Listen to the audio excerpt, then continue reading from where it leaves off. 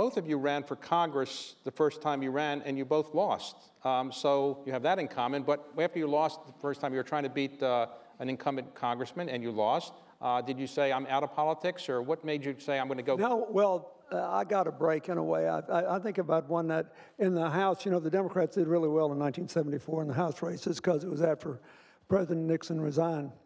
But I ran against a congressman who was one of his father's best friends. You ran against John Paul? Yeah, John. Yeah. He had an 85% approval rating and 99% name recognition. That's called suicide. Right. And I was 0-0, and he beat me 51-48, by 3 points. And it's the best thing that ever happened to me. We wound up being friends too. But this district we ran in had the highest amount of gasoline used per registered vehicle in America because it was so rural and all on hilly roads, and you had to do stuff people don't do anymore. Your television ads didn't amount to anything if you didn't do retail campaigning. And I learned 75% of what I know about politics in that first race. Now, it was at that time, Hillary Rodham then came down and was helping you in that campaign. Did you really think that at that time that she was going to stay down in Arkansas and marry you? Because, you know, Arkansas was not considered, in her world, the place that was the center of the universe, exactly? I did not know. I had wound up having it one step at a time. I'd already asked her twice to marry me, and she'd said no both times. Smart girl. Right. So the third time, I said, well, just come down here. And they liked her so much at the law school, they offered her a job teaching.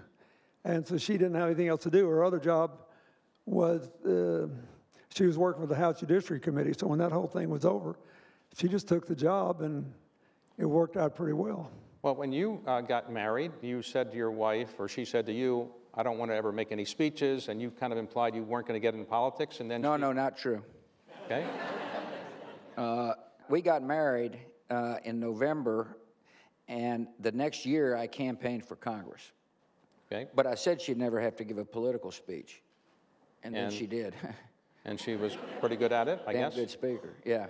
So when you lost for your House, you ran the House seat, yeah, and you lost. 1978. Sure did you say, I'm out of politics? And for a while, but it turns out, like Bill said, it's the best thing that happened to me.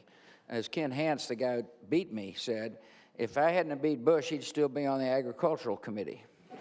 Well, when you decided to run for governor against an incumbent, Ann Richards, your mother and father said you have no chance of winning. The father didn't say that, the mother did.